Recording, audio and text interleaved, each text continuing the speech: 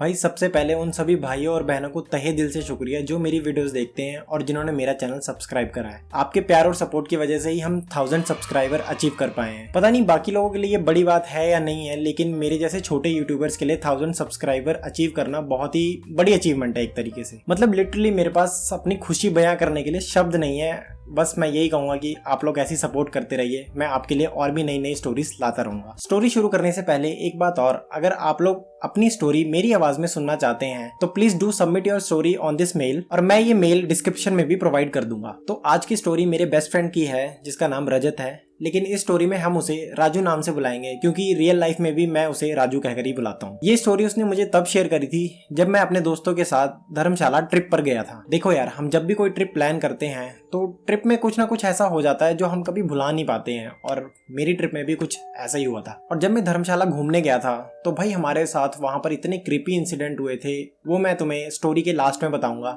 लेकिन पहले मैं तुम्हें वो स्टोरी शेयर करूंगा जो मुझे राजू ने बताई थी धर्मशाला में। तो कहानी 10-12 साल पुरानी है। राजू 6th या 7th क्लास में हुआ करता था, एग्जैक्ट याद नहीं है, लेकिन वो काफी छोटा हुआ करता था। तो राजू के परिवार में 4 सदस्य हैं जो पहले धर्मशाला के एक छोटे से गांव में रहा करते थे। 10-12 साल पुरानी बात है ये। तो उस टाइम पर वो वहां रहा करते थे, और जहां उनका घर था उसी के पड़ोस में एक 3 मंजिला घर था, और वो पूरे गांव में सबसे बड़ा घर था। मतलब हाइट वगैरह और वैसे एरिया वाइज भी सबसे बड़ा घर था वो पूरे गांव में। उस टाइम राजू दोपहर को स्कूल से आया करता था और शाम को अपने दोस्तों के साथ खेलने निकल जाया करता था।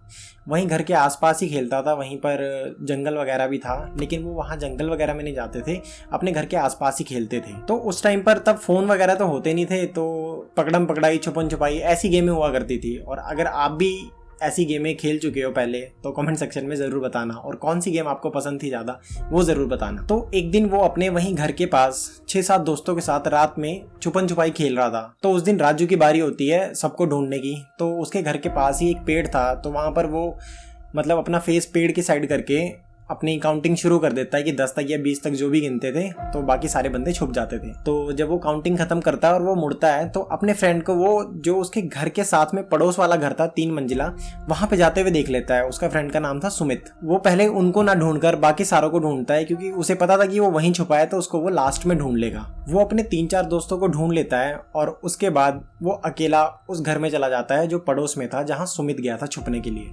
ग्राउंड फ्लोर पे तो फैमिली वगैरह रहती थी, तो वो सीधा फर्स्ट फ्लोर पे चला जाता है और देखता है वहाँ पे तो काफ़ी अंधेरा था। वहाँ पे ढूंढता है तो वहाँ कोई नहीं मिलता, और वो फिर उसके बाद सेकंड फ्लोर पे जाता है और वहाँ पर भी बिल्कुल अंधेरा था, लाइट वगैरह जल नहीं रही थी। तो वो वहाँ से भी स्किप कर देता है, मतलब वो सीधा फिर 3rd फ्लोर पे चला जाता है। और वहाँ पे देखता है उसके जैसी सीढ़ियाँ चढ़ रहा होता है, उसके लेफ्ट साइड में एक कोई बंदा बैठा होता है, कोई बूढ़ा सा, मतलब वाइट सी चद्दर पहन के। कोई अंधेरा होता है, चांदनी रात होती है, थोड़ी रोशनी भी आ रही, तो उसकी वजह से उसे वो दिख जाता है। तो वो थोड़ी आवाज लगाता है और कहता है, तो कॉर्नर में बैठा हुआ, उस साइड को बैठा हुआ, ऐसे जैसे बैठते हैं ना, हम ऐसे लातों में ऐसे हाथ रख के। मैं सुमित। भाई कोई जवाब नहीं आया। फिर मेरे को लगा कोई होगा, मैं नीचे उतरा है उसी टाइम। ठीक है, मैं नीचे उतरा, मैं जैसे ही नीचे उतरा सामने सुमित। तू यहाँ नहीं गया? कह रहा नहीं, पागल है क्या? मेरे को उसने ऐसे धप्पा कर दिया। मैं यार मेरे को ना ऊपर कुछ दिखा यार, मैं कोई बंदा है। फिर मेरे को वो कह रहा ऊपर कोई रहता ही नहीं है, तो कौन रहेगा? कह रहा और ये सबसे ऊंची छत है, यहाँ तक तो कोई पहुंचेगा भी नहीं। कह रहा तू पागल है साले, तूने ऐसे कोई कपड़ा कुपड़ा लटका देखिएगा। मेरे को भी वहम हो गया, मैं चिट्टे कर कपड़े लटका होगा कोई। फिर राजू अपने बाकी दोस्तों के साथ उस घर में जाता है देखने के लिए, उनको साथ में लेकर कि वहां पर कौन था, कि जो इसकी मैंने झलक देखी थी कोई था भी कि नहीं। फिर वो जैसे ही ऊपर जाता है और देखता है वहां पर तो बिल्कुल अंधेरा होता है और कोई भी नहीं होता वहां पर। वो ये चीज देख के काफी डर जाता है कि पहले तो मैंने कोई देखा था वहां पर, लेकिन अब तो कोई भी नहीं है। फिर वो वापस चले जाते हैं सारे बच्चे और गेम वगैरह बंद करके, और राजू भागकर अपने घर चला जाता है। और वो फिर अपनी मम्मी को ये चीज़ बताता है कि मैंने वहाँ पर ऐसे ऐसे एक आत्मा देखी है, कुछ था वहाँ पर, मैंने वो देखा था, ऐसे ऐसे मेरे साथ हुआ था। उसकी मम्मी ये सब सुनकर उसे डांटने लगती हैं, कि कहती हैं कि तू क्यों गया वहाँ पर, तुझे बार बार मना करा है वहाँ पर नहीं जाना उस घर में, तो फिर भी तू वहाँ चला गया। तो वो पूछता है कि मतलब क्यों नहीं जाना है, किस लिए मना है। तो उसकी मम्मी उसे बताती है कि किसी रीज़न से वहाँ के लैंडलॉर्ड ने 3rd फ्लोर पर फांसी लगा ली थी। उसके बाद उन लोगों ने उस घर में कोई पूजा वगैरह या किलवाया भी नहीं था। किलवाया मतलब कि जैसे उस घर को बांध देते हैं, वहाँ पर कोई आत्मा या भूत प्रेत कोई वहाँ पर आ नहीं सकता उस घर के अंदर, तो उन्होंने वो भी नहीं करवाया था। और कोई पूजा वगैरह ना करवाने की वजह से उनका साया आज भी उस घर में उस फ्लोर पर घूमता है। कुछ टाइम बाद राजू के पापा ने भी उसे बताया था कि जब वो रात को टॉयलेट करने निकलते थे तब वो विंडो की तरफ देखते थे तो वहाँ पे उन्हें किसी का साया नज़र आता था, कोई ऐसे घूमता हुआ वहाँ पर। और ये एक बार नहीं 2-3 बार हो चुका है। तो उन्होंने ये चीज़ राजू के साथ शेयर करी थी। और उसी घर में रेंट पर 2nd फ्लोर पर एक फैमिली रहती थी तमिलियंस की। वो नेचर वाइज तो काफ़ी अच्छे थे, बात वगैरह करने में भी काफ़ी अच्छे थे, लेकिन उस हादसे के बाद उस घर में लड़ाइयाँ शुरू हो जाती हैं। उस फैमिली में जो अंकल थे वो काफ़ी अच्छे थे नेचर वाइज, उनका स्वभाव भी काफ़ी अच्छा था, लेकिन पता नहीं क्या होता था उनके अंदर, क्या आ जाता था कि वो अपनी वाइफ को ज़बरदस्ती मारने लगते थे, पीटने लगते थे और बहुत लड़ाइयाँ करते थे। और एक दिन उन अंकल को बहुत ही अजीब सा होने लगता है, ऐसे लगता है कि उनके अंदर कोई आत्मा आ गई है और उनका शरीर अजीब सा ही निचोड़ने लगता है, ऐसे टेढ़ा मेढ़ा होने लगता है। उनकी वाइफ भी साथ में होती है तो वो उनको पकड़कर ओपन में मारने लग जाते हैं घर के बाहर ही। अब गाँव वाला एरिया था तो वहाँ पर एकदम से भीड़ वगैरह इकट्ठी हो जाती है, तो 4-5 बंदे मिलकर भी उन्हें छुड़ा रहे होते हैं, लेकिन छुड़ा नहीं पाते हैं। पता नहीं अजीब सी पावर सी आ जाती है उनके अंदर, ऐसे ताकत वगैरह इतनी आ जाती है कि कोई छुड़ा ही नहीं पाता है उनको। उस दिन वो लड़ाई जैसे तैसे छूटती है, अंकल थोड़ा ठीक होते हैं। तो जो तमिलियंस फैमिली होती है वो अपने गांव में जाकर, जहाँ तमिल वगैरह में वो रहते थे, वहाँ पर जाकर उनका कोई पंडित होगा तो उससे पूछते हैं कि ऐसा क्यों हो रहा है, क्या हो रहा है। उनको दिखाया था, मतलब उसके पापा को, जो अंकल थे जिनके अंदर वो आत्मा आ जाती थी, उनको वहाँ पर जाकर दिखाया था। तो वो बताता है कि घर में ही कोई एक साया है जो ये चीज़ें करता है, आपको वो घर छोड़ना पड़ेगा, वो आप छोड़ दो वहाँ से। फिर उन्होंने वो कमरा खाली कर दिया था और उसके बाद उनकी फैमिली बिल्कुल खुशी खुशी रहने लगी थी। इसी तरह एक इंसिडेंट और राजू के साथ हुआ था, जहाँ पर वो अभी रहता है, मतलब चंडीगढ़ में रहता है, तो वहीं पर उसके साथ एक इंसिडेंट हुआ था। तब ठंड का टाइम था और राजू पहले क्रिकेट वगैरह खेला करता था, काफ़ी अच्छा खेलता था। मेरा भाई था, उसके साथ भी वो खेलता था। तो उसके बाद तो जॉब वगैरह करने लग गया तो क्रिकेट वगैरह छोड़ दिया था। तो वो नॉर्मल क्रिकेट और छोटे मोटे टूर्नामेंट्स भी खेलता था। तो एक बार उसका फ्रेंड उसे अपनी टीम में खेलने के लिए इनवाइट करता है और वो टूर्नामेंट किसी एक छोटे गांव में होता है जहां पर मिट्टी की पिच होती है और ग्राउंड भी बिल्कुल मिट्टी वाला ही होता है। तो राजू और अपने फ्रेंड के साथ वो चला जाता है वहाँ पर खेलने के लिए। फिर मैच जैसे ही ख़त्म होता है तो वो उसे टॉयलेट आ रहा होता है और वो जाकर एक कोने में नीचे साइड पे जाकर वहाँ पे वो टॉयलेट करके गेम वगैरह ख़त्म करके, मैच वगैरह जो भी होता है, वो घर आ जाता है। अब वो तो सब कुछ नॉर्मल सोच के ही घर चला जाता है और घर जाने के बाद उसके साथ क्या होता है वो आप खुद ही सुन लो। क्या हुआ था रात को, मतलब कि मैं सोया, सर्दियों का टाइम था, वो सर्दियों के दिन थे, तो मैंने रजाई ले रखी थी लेफ्टी। तो ना मेरे को ना पहले धीरे धीरे लगा कि ऐसे कोई ना मेरा दरवाजा खड़का रहा है। मुझे लगा माइट भी, मतलब कि ऐसे अद्धी नींद में था मैं, आधा उठा हुआ था, तो मेरे को लगा माइट में मम्मी होंगे, शायद दरवाजा खोल रहे होंगे, कुछ कर रहे होंगे। जैसे होता नहीं कभी हमें पता है कि मम्मी ने आना है, मम्मी खोल रहे हैं, तो सोए रहते हैं, लग ही जाता पता कि हमारे दिमाग में आता ही नहीं ऐसा कुछ भी। तो भाई धीरे धीरे धड़ धड़ धड़ धड़ धड़ धड़ धड़ बहुत जोर से आवाज, मतलब कि दरवाजा बजा। और मेरे को क्या था कि मैंने ना पूरी रजाई ऐसे सिर से लेके मतलब कि पाँव तक करी हुई है और मैं ना अंदर चुप बैठा हूँ और मुझे बिल्कुल इतना गंदा शोर आ रहा है। मतलब कि ना मैंने ऐसे हाथ लगाया अपने, मतलब कि इधर फोरहेड पे, भाई मेरी नसें इतनी मोटी, मतलब कि ऐसे फील हो रही है मुझे कि मेरी नसें फटने वाली हैं ऐसे, और वो दड़ दड़ दड़ दड़ दड़ दड़ दड़ बजा रहा है भाई फुल। तो ना मैं मतलब कि कैसे ना तैसे करके बैठा रहता हूँ, मतलब कि कोई 10-15 मिनट तक वैसा कुछ हुआ है ना। मैं भी यही सोच रहा हूँ, मैं यार मेरा दरवाजा इतनी दूर से कोई खड़का रहा है, जो कोई उठ क्यों नहीं रहा मेरे घर का, ये क्या हो रहा है। मैं ना फिर मतलब कि हनुमान चालीसा पढ़ने लगा था। मुझे उस टाइम आता भी नहीं था, हाथ वर्ज जो ध्वजा विराजे तक आता था, मैं वही लाइनें रटी जा रहा था ना। तो धीरे धीरे धीरे धीरे ना वो हट गया, ठीक है। और मैंने ना सुबह में मतलब कि हो गया, मैं अजीब सा ही वाला कि ऐसे मम्मी को मैंने बोला, मम्मी मेरे साथ ना ऐसे से हुआ, मुझे अपने घर पे लगा ऐसे। तो फिर ना मम्मी बोलते कि ऐसे, फिर वही शनिदेव बाबा आए थे, है ना, उन्हें बताया था। उन्होंने खुद बोला कि तुम कहीं खेलने गए थे ऐसे, मैं हाँ जी। कहते कि वहां पे ऐसे, मतलब कि उसने मुझे सराउंडिंग बताई कि तुम ऐसे कर रहे थे, तुम मतलब कि लेफ्ट साइड थे, सबसे कॉर्नर में एक पेड़ था किक्कर का, हाँ जी हाँ जी करके तुमने वहां पे वो किया था। कहते और जहाँ पे तुम खेल रहे थे ना वो शमशान घाट है पुराना, शमशान घाट क्या बोलते हैं उसे, कब्रिस्तान। हाँ, जहाँ पे तुमने टॉयलेट किया था वहां पर मतलब कि जो चीज तुम्हें तंग कर रही है ना अभी, वो ना मुस्लिम की कब्र थी वहां पे। अच्छा। और वो लिटरली थी भाई वहां पे। तो फिर मतलब कि जैसे मैंने अपने दोस्त से जिससे मैंने टूर्नामेंट करा था ना, मैंने उससे भी पूछा, हाँ भाई यार ऐसा कुछ है? कह रहा हाँ यार वो तो बहुत पहला सीगी, कह रहा कब्रिस्तान, फिर वो थल के पास से, और मैंने ना निचली साइड ही पेशाब किया था जाके। और भाई मैं उसके बाद मतलब कि 1-2 दिन तो मैं मम्मी के साथ ही सोया अपनी, तो मतलब कि मेरे को पड़ते थे दवा, फिर थोड़े दिन बाद वो अपने आप सेटल हो गया था। तो एकदम से तो नहीं होते, ठीक पर हो जाते हैं। हाँ, फिर मेरे मम्मी और ने था एक मुस्लिम ना, फिर उससे करवाया था रिसेंट का सारा। मेरे साथ तो बड़ा क्लोल होने लगी थी बीच में। ये स्टोरी सुनने के बाद मुझे खुद गूज़बम्स आ गए थे भाई, कि मतलब अजीब है यार, ये सारी चीज़ें होती हैं। मेरे साथ भी काफ़ी बार हो रखा है, वो मैं कभी और शेयर करूँगा आप लोगों के साथ।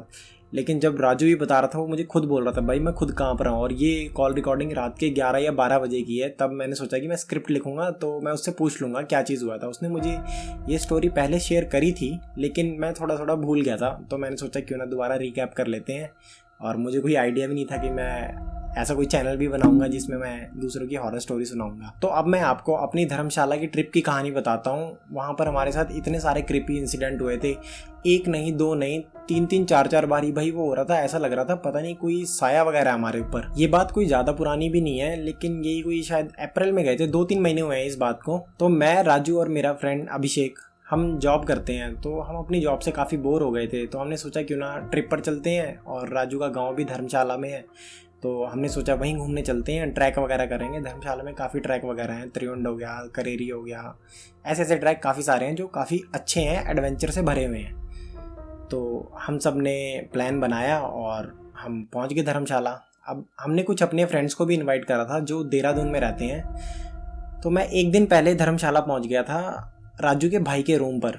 उसने वहाँ पर अपना फ्लैट ले रखा है, तो मैं एक दिन पहले पहुँच गया था, और राजू, अभिषेक और जो देहरादून के मेरे फ्रेंड थे वो राजू की गाड़ी में अगले दिन, नेक्स्ट डे मतलब, राजू के भाई के फ्लैट पर पहुंच गए थे। अब हम सेकंड डे पूरा धर्मशाला घूमते हैं, और मैं त्रियुंड, शिवा कैफ़े और मैक्लोडगंज, और एक जगह और है नड्डी, वहाँ से पहाड़ों का व्यू बहुत ही सेक्सी दिखता है, मतलब बहुत ही प्यारा व्यू है वहाँ पर। और मैंने अपनी रिसेंट रील भी इंस्टाग्राम पर वहीं की पोस्ट करी है, आप जाकर देख सकते हैं अगर देखना चाहो तो उस दिन हम धर्मशाला में काफ़ी सारी जगह घूमते हैं, और शाम को हमने होटल बुक करा होता है, और घूम फिर कर हम शाम को होटल वापस आ जाते हैं और थोड़ा आराम वगैरह करते हैं, और वहीं पर हम डिनर भी करते हैं। और रात के 9, 9:30 बज रहे होते हैं, तभी राजू बोलता है यार हम तो टी गार्डन घूमना तो भूल ही गए। फिर हम सब ने कहा कि अभी कौन सा लेट हुए हैं, बाइक वगैरह है, हम चल लेते हैं। अब धर्मशाला में बाइक वगैरह से ही घूमने में मजा आता है। यहाँ के रास्ते काफ़ी अच्छे हैं, मतलब काफ़ी खूबसूरत हैं, आपको बड़े बड़े पहाड़ दिखेंगे, पूरी मतलब कि दौलादार रेंज दिखेगी बिल्कुल आपको, बर्फ से भरी हुई। फिर हम राजू के भाई और उनके दोस्तों से बाइक उधार ले लेते हैं, मतलब 1-2 दिन के लिए घूमने के लिए वहीं पर। उसके बाद हम निकल जाते हैं टी गार्डन के लिए। अब राजू बचपन से ही धर्मशाला में रहा है, तो उसे पता था कि दिन में टी गार्डन जितना सुंदर दिखता है, रात में उतना ही डरावना हो जाता है। वहाँ की रोड बिल्कुल सुनसान होती है, 5-6 किलोमीटर तक कोई लाइट नहीं, कोई मतलब बिल्कुल रोशनी नहीं होती। अगर तुम्हारे पास गाड़ी है तो थोड़ी बहुत रोशनी तुम्हारे पास हेडलाइट्स की होगी, लेकिन अकेला कोई पैदल बंदा वहाँ से जा ही नहीं सकता है, इतना अंधेरा होता है। और अजीब अजीब सी आवाज़ें आती हैं बड़ी, मतलब तुम डर जाओगे भाई उस रास्ते पे अगर जाओगे तो। राजू ने हमें टी गार्डन जाने से पहले वार्न करा था कि वहाँ पर ऐसी ऐसी घटनाएं होती हैं, लेकिन हम बोलते हैं यार हम 5-6 लोग हैं, कुछ नहीं होगा, ग्रुप होगा तो ऐसा वैसा कुछ नहीं होता, हम चलते हैं। फिर हम वहाँ निकल जाते हैं। हम जिस होटल में रुके थे वहाँ से टी गार्डन करीब 10 किलोमीटर दूर था, और टी गार्डन के रास्ते से पहले एक पेट्रोल पंप आता है, वहाँ से राइट मुड़ते हैं, और वहाँ से शुरू होता है बिल्कुल वो अंधेरे वाला रास्ता। और टी गार्डन से भी आगे 2-3 किलोमीटर तक वो बिल्कुल अंधेरा रहता है, मतलब उस रास्ते पे बिल्कुल भी लाइट नहीं होती, और ऐसी ऐसी आवाज़ें आ रही होती हैं। आसपास जंगल होता है और लेफ्ट साइड में पहाड़ होता है, तो तुम्हें कुछ दिखेगा भी नहीं, कोई रोशनी नहीं, कोई कुछ नहीं। अकेले बंदे के लिए बहुत मुश्किल हो जाता है वहाँ पे जाना। मतलब अब हम अपनी बाइक्स पर पहुँचते हैं टी गार्डन, और हम उसके फ्रंट में अपनी बाइक खड़ा देते हैं, और जैसे ही एंटर करते हैं तो स्टार्टिंग में चेयर्स आती हैं, हम वहीं पर बैठ जाते हैं और ऐसी थोड़ी बहुत बातें करने लगते हैं। हम अंदर इसलिए नहीं जाते क्योंकि रात का टाइम था और टी गार्डन में सांप वगैरह बहुत होते हैं, तो रिस्क क्यों लेना था, हम घूमने वगैरह आए थे, तो अगर ऐसा कुछ हो जाता तो बड़ी दिक्कत हो जाती ट्रिप में। इसलिए हम वहीं पर चेयर पर बैठ जाते हैं। और फिर राजू हमें, जब वो पहले धर्मशाला ही रहा करता था और टी गार्डन आया करता था, तब की स्टोरीज बताता है जब हम वहाँ बैठे होते हैं। तो राजू बताता है कि इस रास्ते पे अकेले बहुत ही कम लोग जाते हैं, और अगर वो जाते भी हैं तो उन्हें रास्ते पे पहुँचते ही नेगेटिव एनर्जीज फील होने लग जाती हैं। ऐसे लगता है कि कोई उनके आगे से जा रहा है और पीछे से कोई आवाज़ लगा रहा है, और कभी कभी तो ऐसा होता है कि कोई तुम्हारे कंधे पे हाथ भी रखता है, तुम्हें ऐसा फील होता है। लेकिन उस कंडीशन में पीछे नहीं मुड़ना चाहिए, और अगर आप गलती से मुड़ गए तो हो सकता है आपको हार्ट अटैक भी आ जाए या आपकी रातों की नींदें उड़ जाएं। काफ़ी लोगों के साथ हुआ भी है, उन्होंने शेयर भी करा है कि एकदम से कोई ऐसे परछाई सी आती है और हमें लगता है कि कोई हाथ लगा रहा है हमारे शरीर को या कोई आवाज़ें लगा रहा है। ऐसे बहुत से ऐसे इंसिडेंट हुए थे उस रास्ते पे, लेकिन हम वहाँ पर ग्रुप बना के घूम रहे होते हैं उस दिन। अब हम उस रास्ते पे पैदल ही घूमने लग जाते हैं और 5-6 बंदे होते हैं, और राजू ने जब से वो स्टोरी सुनाई होती है सबको ही डर लग रहा होता है। अब एक आधा बंदा भी थोड़ा कॉन्फिडेंस में हो तो थोड़ा ठीक लगता है, लेकिन 6 के 6 ही डरे हुए थे। तो तुम खुद सोचो भाई उस रास्ते पे कैसा फील हो रहा होगा। तो मुझे तो वैसे ही बहुत डर लग रहा था, मैं तो भाई कांप रहा था, मतलब थर थर। मैंने बोला राजू को कि यार वापस चलते हैं, मुझे बहुत डर लग रहा है। और तभी अभिषेक अपने फ़ोन में डरावनी आवाज़ें निकालने लग जाता है यूट्यूब पर चलाकर, हम और थोड़ा ऐसे डरने लग जाते हैं। मैं बोलता हूँ यार बंद कर दे प्लीज़ भाई, पसीना छूट रहा है मेरा। अब हम 100-200 मीटर आगे जाकर वापस मुड़ जाते हैं, अपनी बाइक की तरफ जाने लगते हैं। और तुम मानोगे नहीं भाई, हम 6 के 6 बंदे थे वहाँ पर, और 6 के 6 बंदों ने देखा कि टी गार्डन से पता नहीं क्या चीज़ थी, वो रोड से होकर जंगल की तरफ क्रॉस कर रही थी। और एक बार नहीं, वो 2-3 बार ऐसा हुआ। और राजू ने बोला फुसफुसाते हुए कि कोई भी आवाज़ वगैरह मत करना, मतलब बिल्कुल शांत होके चलो दबे पाँव से, और किसी तरह बस बाइक पर पहुँच जाओ। मुझे तो वैसे ही बहुत डर लगता है लिटरली, पता नहीं मैं कैसे ये स्टोरी सुना रहा हूँ, लेकिन सच में उस टाइम हम किसी तरह बाइक पर पहुंचते हैं और वहाँ से निकल लेते हैं। मैंने तो भाई कान पकड़ लिए थे, रात में तो मैं कभी नहीं आऊँगा इधर। दिन में वो गार्डन बहुत खूबसूरत लगता है, घूमने में काफ़ी अच्छा लगता है, लेकिन रात में बहुत ही ज़्यादा डरावना है वो। तो मैंने तो भाई कान ही पकड़ ली थी कि मैं नहीं आऊँगा आपसे इधर। अब हम सब होटल वापस पहुँचते हैं और थके आ रहे होते हैं, तो हम सो जाते हैं। और अगले दिन हम करेरी ट्रैक पर निकल जाते हैं, जो कि 13.5 किलोमीटर का ट्रैक है वन साइड, और फुल ऑफ एडवेंचर है भाई वो ट्रैक। आपको 2-3 बार नदियाँ क्रॉस करनी पड़ती हैं, खड्ड आती हैं, वहाँ से आपको क्रॉस करना पड़ता है, और टॉप पर जाकर एक शिव जी का मंदिर है। और अगर जो कोई भी उस ट्रैक पर जाना चाहता है तो अपने साथ गाइड जरूर ले जाना। और एक ही बात बोलूँगा यार, बारिश के टाइम पर उस ट्रैक पर कभी मत जाना, क्योंकि खड्ड में पानी का लेवल बहुत ज़्यादा बढ़ जाता है और तुम उसे क्रॉस नहीं कर पाओगे। अब हम दिन में 11 बजे ट्रैक करना शुरू करते हैं और शाम को 5:30 बजे वहाँ पहुँच जाते हैं, और वहाँ कैंपिंग वगैरह करते हैं। और नेक्स्ट डे हम 10 बजे उतरना शुरू करते हैं और 3:30-4 बजे तक हम नीचे पहुँच जाते हैं। तो अगले दिन जो मेरे देहरादून के दोस्त थे उन्हें वापस जाना होता है, तो वो बस से वापस चले जाते हैं। और अभिषेक चंबा से था और वो अपनी बाइक से आया था, तो वो भी वापस चला जाता है। तो मैं और राजू बचते हैं, और हम दोनों उसके भाई के फ्लैट पर 1-2 दिन के लिए वहीं पर रुक जाते हैं। वहीं पर उसने अपने बचपन की स्टोरी और वो क्रिकेट वाली स्टोरी बताई थी, जो मैंने अभी आपको ऊपर शेयर करी है। राजू और मैंने भी नेक्स्ट डे चंडीगढ़ के लिए निकलना होता है, तो हम रात को ही पैकिंग कर लेते हैं, लेकिन हम सोते काफ़ी लेट हैं, इसलिए हम थोड़ा लेट हो जाते हैं उठने में। तो हम धर्मशाला से 2 या 3 बजे निकलते हैं चंडीगढ़ के लिए। अब मेन चीज़ यहाँ पर हुई थी, जो मैंने ऊपर बताया कि 4-5 चीज़ें ऐसी हो गई थी जो मतलब कि बहुत ही अब नॉर्मल थी यार। तो हम गाड़ी से निकल चुके थे और मजे से गाने सुनते हुए जा रहे थे। तो कांगड़ा के आगे एक जगह आती है चेलियां करके, वहीं पर उसके थोड़ा सा आगे एक यू टर्न आता है, और वहीं पर हमारी गाड़ी स्लिप हो जाती है। पता नहीं क्या होता है, जैसे ही वो यू टर्न मार रहा होता है वैसे ही पता नहीं हैंडल लॉक हो जाता है, और मेरे मुंह से एक ही चीज़ निकलती कि राजू तूने ब्रेक क्यों नहीं मारी। और गाड़ी जाके एक प्रमोशनल खंबे पे जाके ठुक जाती है। एक एंगल लगा होता है जहाँ पे पंजाब दा ढाबा होता है, ऐसा कुछ लिखा होता है, उस पर जाके ठुक जाती है, और वो एंगल तो गिर जाता है, और गाड़ी में भी काफ़ी डेंट वगैरह आते हैं, और आगे से काफ़ी नुकसान हो जाता है गाड़ी का। लेकिन गाड़ी चलने की हालत में थी, तो हम गाड़ी लेकर वहाँ से निकल जाते हैं और टेम्परेचर बार बार चेक कर लेते हैं कि इंजन का टेम्परेचर तो नहीं बढ़ रहा है। तो हम धीरे धीरे निकल रहे होते हैं और काफ़ी अंधेरा भी हो जाता है स्पीड कम होने की वजह से। अब हम पूरे रास्ते सिर्फ एक्सीडेंट के बारे में ही सोच रहे थे, और राजू ने अपने पेरेंट्स को भी कॉल करा था कि सबसे मेन काम तो ये था, पहले पेरेंट्स को बताएंगे गाड़ी का एक्सीडेंट हो गया है। फिर कुछ टाइम बाद काफ़ी अंधेरा होता है और काफ़ी प्लेन रोड होता है, तो हमने सोचा थोड़ी स्पीड बढ़ाते हैं, चलते हैं यार। तो हम यही कोई 70-80 की स्पीड में जा रहे होंगे, और ऐसा होता है कि पूरे अगर लंबा रोड है बिल्कुल सीधा, तो अगर गाड़ी की हेडलाइट्स भी जल रही हैं तो बिल्कुल आगे तक तो नहीं दिखता है, कुछ ही डिस्टेंस तक दिखता है हमें उसकी रोशनी से। तो हम 70-80 की स्पीड में थे, और जहाँ तक रोशनी थी वहाँ तक तो दिख रहा था, लेकिन गाड़ी स्पीड में होती है तो उसकी वजह से पता नहीं क्या होता है, आगे से ना एक आंटी सी होती है, आंटी क्या बूढ़ी आंटी सी होती है, वो डायगनली रोड पे ऐसे चल रही होती है। अब राजू तो उसको देखता नहीं है, पता नहीं किसी और ही ख्याल में खोया हुआ था। मैं उसे देख लेता हूँ और मेरा हाथ अपने आप स्टीयरिंग पे जाता है कि राजू भाई साइड कर, आगे कोई है, और वो एकदम से ऐसे कट मार के निकालता है गाड़ी। भाई हम बहुत डर जाते हैं, ऐसे कि क्या था वो, अजीब ही था। मतलब अगर कोई इंसान होता तो वो लेफ्ट राइट या कुछ देखता है, लेकिन वो ऐसे डायगोनल चली जा रही है, ना आसपास कोई दुकान है ना घर है, पता नहीं मतलब कहाँ जा रही थी, क्या था वो। अगर गलती से हम उसे ठोक देते तो पता नहीं क्या होता, पर हम किसी तरह वहाँ पे बच जाते हैं और हम 2-3 किलोमीटर आगे जाके गाड़ी रोकते हैं, अगर कोई भूत वगैरह होता तो कहीं पीछे ना पड़ जाता, तो इसलिए हम 2-3 किलोमीटर आगे जाके गाड़ी रोकते हैं और पानी वगैरह पीते हैं और फिर हनुमान चालीसा चलाकर बाहर ही ऐसे बैठ जाते हैं रोड पर ही साइड में गाड़ी खड़ा कर। हमने कहा आज का तो बहुत ही मतलब ख़राब दिन है, पहले गाड़ी का एक्सीडेंट हो गया, उसके बाद ये सारे हादसे हो रहे हैं। फिर हम थोड़ी हिम्मत करके गाड़ी चलाकर फिर से जा रहे होते हैं और सब कुछ सही चल रहा होता है और कुराली जैसी आता है और वहाँ पर आकर एक बाइक वाला हमारी गाड़ी के आगे जाता है, उसका भी एक्सीडेंट हो जाता है। मतलब इतना ज़्यादा नहीं होता, थोड़ी सी लगती है, पर वो आगे थोड़ा डगमगा के गिर जाता है। फिर हम थोड़ा सॉरी वगैरह बोलते हैं पहली हालत ख़राब है इतनी, और हम वहाँ से निकल जाते हैं।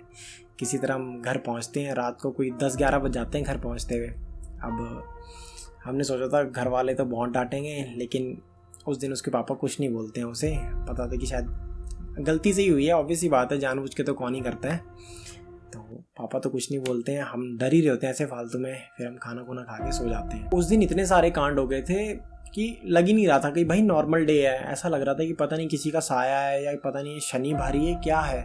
पर काफ़ी चीज़ें हुई थी ऐसी यार, हमने सोचा था कि वापस चल जाते हैं, लेकिन हम आधे रास्ते आ चुके थे। फिर हमने कहा यार घर ही चलते हैं, क्या करना रुक के भी। तो ये सारे कांड हुए थे हमारे साथ। तो आज की स्टोरी में बस इतना ही। और अगर आप धर्मशाला घूमना चाहते हो तो भाई बहुत सुंदर जगह है, बहुत अच्छी जगह है, आप अपने दोस्तों के साथ ज़रूर आना। तो अगर वीडियो पसंद आई हो तो वीडियो को लाइक, शेयर और चैनल को सब्सक्राइब ज़रूर कर देना। मिलते हैं नेक्स्ट वीडियो में, तब तक के लिए बाय।